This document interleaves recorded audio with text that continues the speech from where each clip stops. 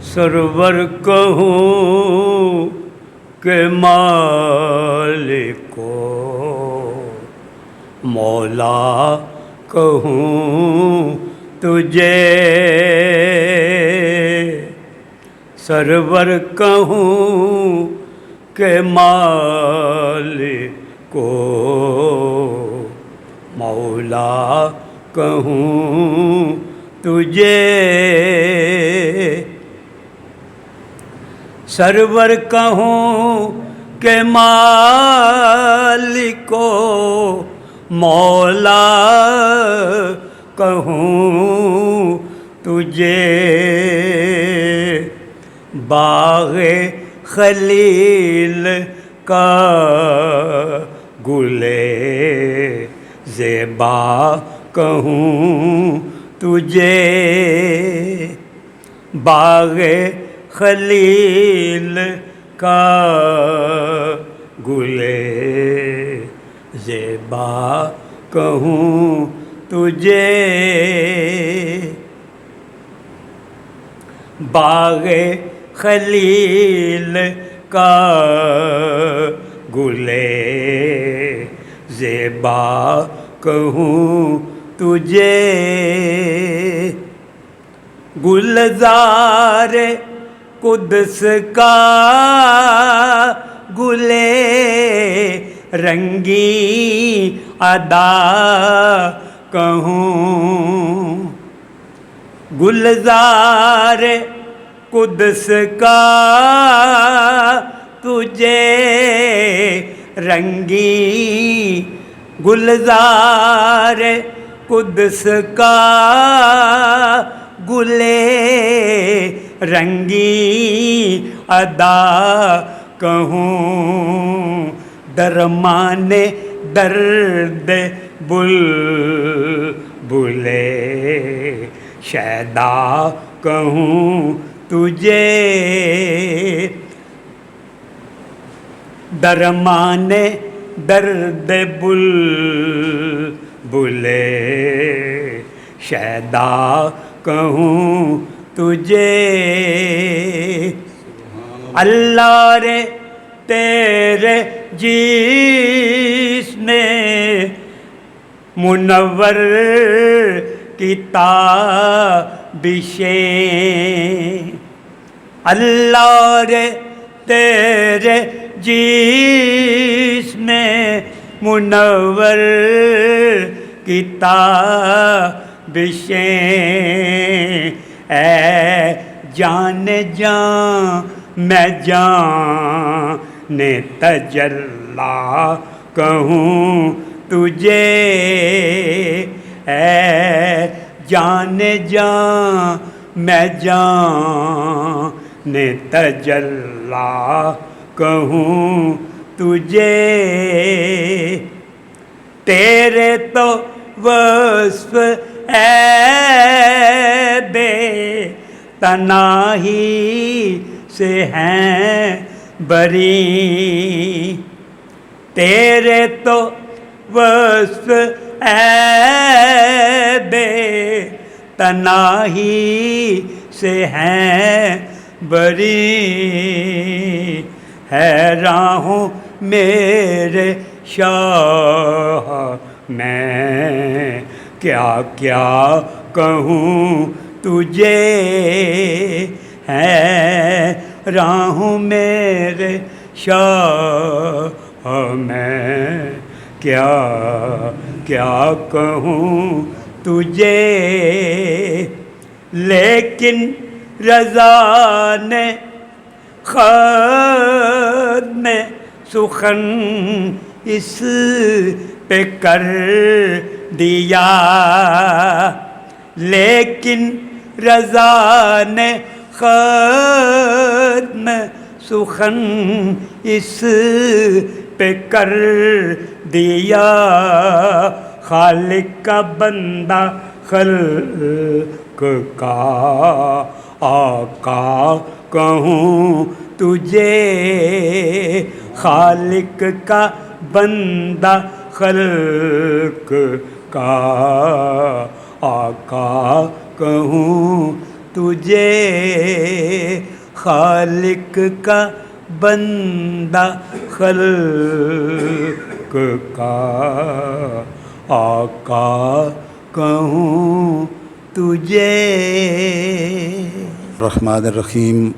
الحمدللہ رب العالمین والصلاة والسلام علی سید الانبیاء والمرسلین. اما بعد فاعوذ باللہ من الشیطان الرجیم. بسم اللہ الرحمن الرحیم. یا ایہا الذین آمنوا استعینوا بالصبر والصلاۃ ان اللہ مع الصابرین. ولا تقولوا لمن يقتل في سبيل الله اموات بل احیاء ولکن لا تشعرون. صدق اللہ مولانا العظیم وصدق رسولہ النبی الامی الکریم ونحن علی ذلک من الشاہدین والشاکرین والحمد للہ رب العالمین. معزز حاضرین و ناظرین و سامعین، ماہ محرم الحرام 1445 ہجری جاری ہے، اور ماہ محرم الحرام ہمیں شہادتوں کی یاد تازہ کرتا ہے. ذی الحجہ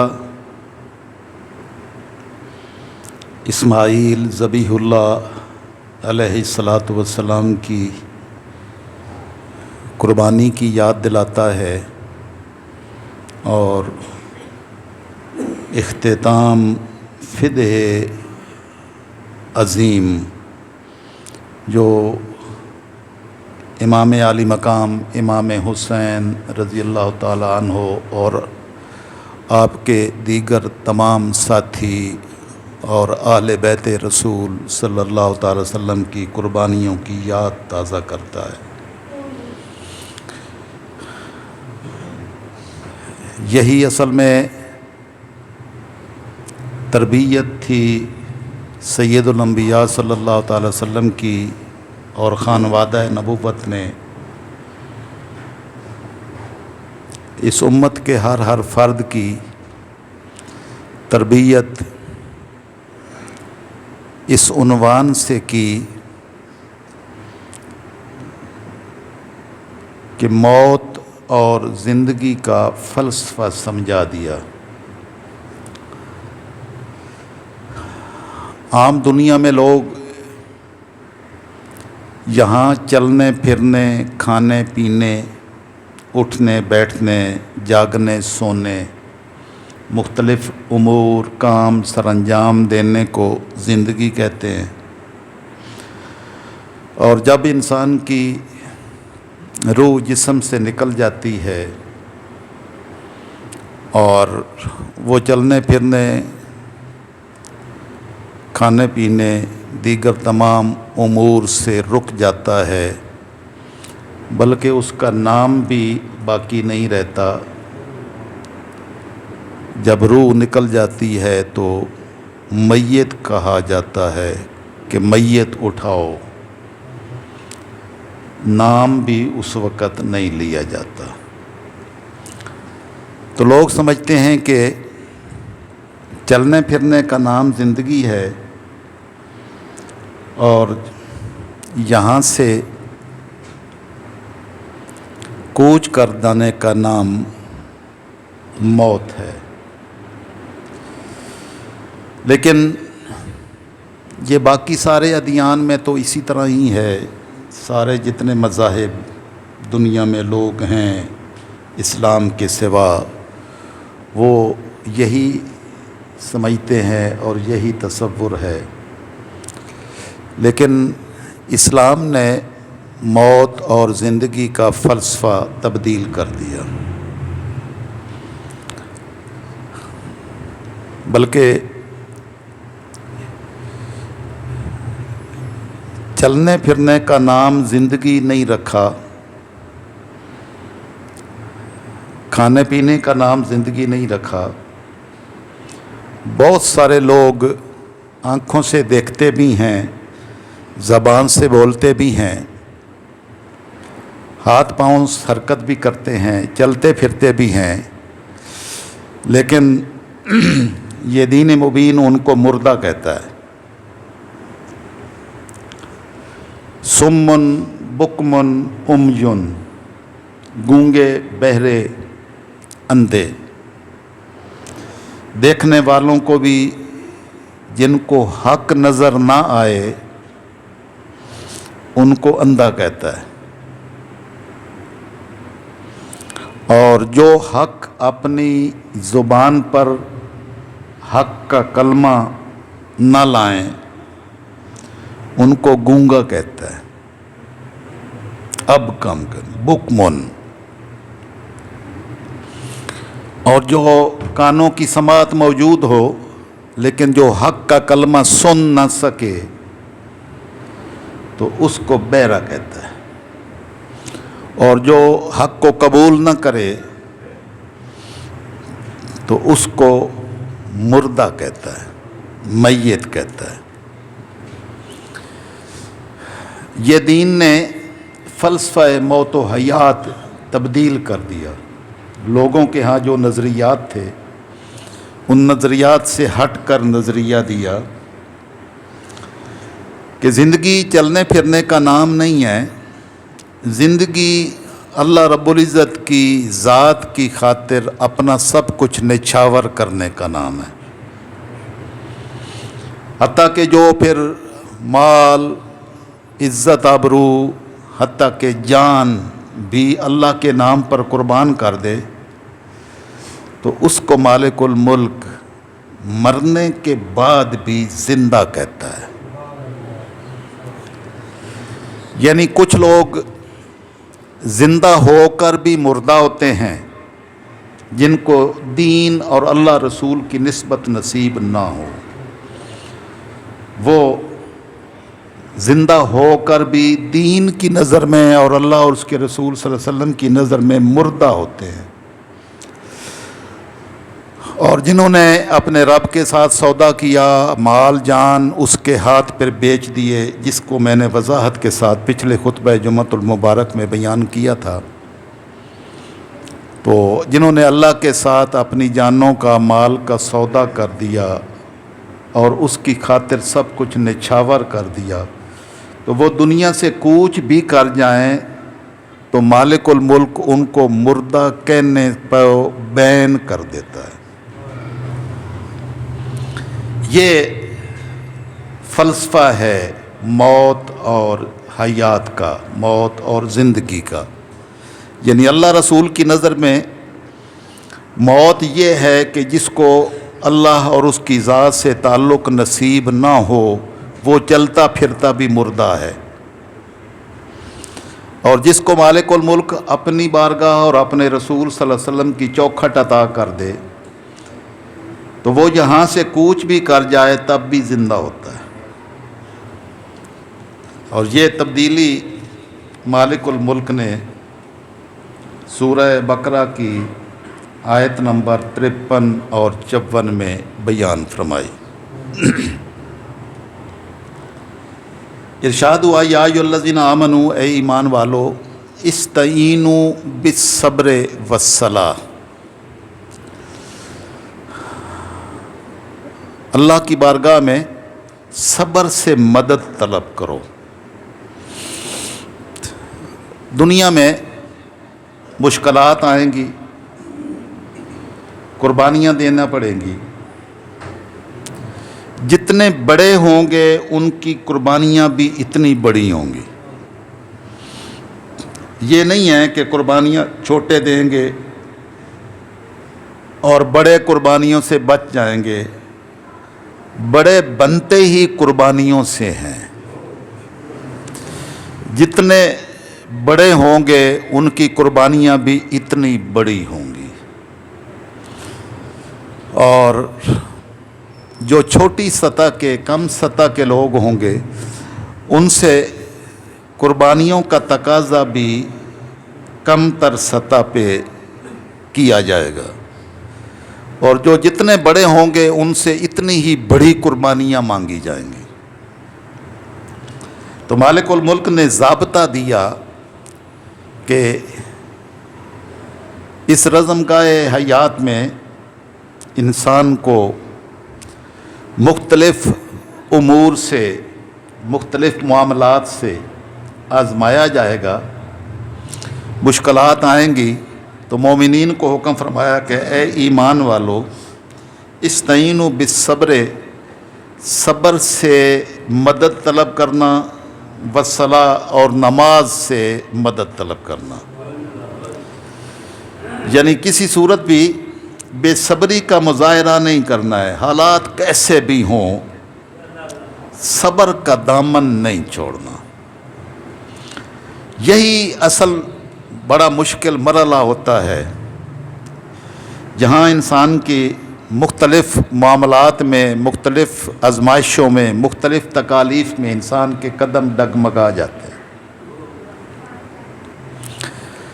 تو اللہ رب العزت نے ان آیات مبارکہ کے ذریعے سے آقا علیہ السلام کی امت کو سبق عطا فرمایا کہ یہ دنیا کی زندگی آزمائشوں کی زندگی ہے، مشکلات کی زندگی ہے۔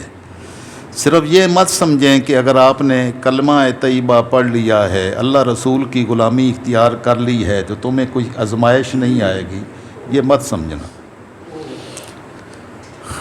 بلکہ آزمائشیں آئیں گی، اور جتنے بلند مقام پہ ہوں گے اتنی بڑی آزمائشیں آئیں گی۔ اور سید الانبیاء صلی اللہ تعالی وسلم کی ذات گرامی کیونکہ تمام انبیاء و مرسلین کے سردار ہیں، تو آپ پر مشکلات بھی اسی کے حساب سے سب سے زیادہ آئیں۔ جو مشکلات تاجدار کائنات صلی اللہ تعالی وسلم نے سہی ہیں، تو اس کے بعد تو مشکل کوئی رہتی ہی نہیں ہے۔ اور آقا علیہ السلام نے پھر اپنے خانوادے کی، اپنے گھر والوں کی، جہاں مومنین کی تربیت فرمائی، باقی مسلمانوں کی تربیت فرمائی، ان کو سبق سکھایا کہ کس طرح ہر مشکل میں اللہ کی رضا کی خاطر ہر مشکل سے مشکل تر صورت کو برداشت کرنا ہے۔ تو وہاں جب ہر صحابی کو، ہر صحابیہ کو، ہر چھوٹے بڑے مومن کو، ایمان قبول کرنے والے کو جب یہ سبق سکھایا، تو آپ نے اپنے خانوادہ اور اہل بیت اطہار کو کتنا عظیم سبق سکھایا ہوگا۔ جب باقی مومنین کی تربیت اس نیج پر کی، تو اپنے گھر والوں کی تربیت کس قدر کی ہوگی۔ تو یہ صبر اصل زیور ہے بندہ مومن کا، اور جب بھی مشکلات آئے تو صبر کا دامن تھامیں اور اللہ کی بارگاہ میں نماز ادا کرنے کے لیے سجدہ ریز ہو جائیں۔ تو یہ نماز آپ کو سکون دے دے گی، ہر قسم کی مشکلات کو برداشت کرنے کا داعیہ پیدا کر دے گی۔ اس لیے جب آپ صلی اللہ تعالی وسلم کو کبھی کوئی تکلیف، دکھ پہنچتا، تو آپ حضرت بلال رضی اللہ تعالیٰ عنہ کو کہتے، ارحنا یا بلال، اے بلال ہماری روح کو سکون دو۔ تو وہ اللہ اکبر کی صدا لگاتے، اور تاجدار کائنات صلی اللہ تعالی وسلم پھر حالت نماز میں چلے جاتے۔ تو قرۃ عینی فی الصلاۃ، میری آنکھوں کی ٹھنڈک نماز میں ہے۔ تو یہ سبق سکھایا کہ صبر کا دامن تھامو، اور یہی صبر جو ہے انسان کو صبر کرتے کرتے اللہ کی ذات پر توکل سکھاتا ہے۔ وَعَلَى اللَّهِ فَلْيَتَوَكَّلِ الْمُؤْمِنُونَ، اور اللہ کی ذات پر ہی مومنین توکل اور بھروسہ کرتے ہیں۔ اللہ کی ذات پر بھروسہ ہوتا ہے، تو جس کا بھروسہ اللہ کی ذات پر ہو اس کو صبر نصیب ہو جاتا ہے کہ جیسے میرے مالک نے چاہا اور میرے مالک کو جو منظور ہوا ہم اسی پر بھروسہ کرتے ہیں۔ حالات کس قدر مشکل سے مشکل تر ہی کیوں نہ ہوں تو وہ انسان پر اپنے اثرات چھوڑ نہیں سکتے جس کو اللہ صبر کا دامن عطا فرما دیتا ہے۔ تو صبر یعنی وہ کنجی ہے، وہ ہتھیار ہے جس کے ذریعے اللہ رب العزت اپنے محبوب کے غلاموں کی تربیت کرتا ہے۔ یہ نہیں ہے کہ مومنین پر مشکلات نہیں آتی، مومنین پر مشکلات بڑی آتی ہیں، لیکن اللہ نے اتنا بڑا ہتھیار دیا ہے صبر کا کہ کوئی مشکل سے مشکل تر صورت بھی پھر مشکل رہتی نہیں ہے۔ اور دو چیزوں کا یہ اس آیہ مبارکہ میں تذکرہ ہوا کہ صبر کا دامن تھامیں اور نماز کو اپنے سینے سے لگائیں۔ بس جس کو دو چیزیں یہ نصیب ہو جاتی ہیں تو بس پھر اس کے لیے مشکلات رہتی نہیں ہیں۔ اور اگر میدان کربلا کا منظر دیکھیں تو صبر و صلات پورے آل بیت اطہار کے دامن میں آپ کو بھری ہوئی نظر آئیں گے۔ بس یہی سبق تھا اس کربلا کے میدان کا، امام علی مقام کا اور امام علی مقام کے ساتھ تمام آل بیت اطہار کا۔ تو مالک الملک جن کو یہ توفیق عطا کر دیتا ہے کہ وہ اس کی ذات کے خاطر ہر دکھ کو صبر کے ساتھ برداشت کرتا ہے اور سہتا ہے تو وہ پھر تکلیف رہتی ہی نہیں ہے، وہ تکلیف بڑی آسانی کے ساتھ گزر جاتی ہے۔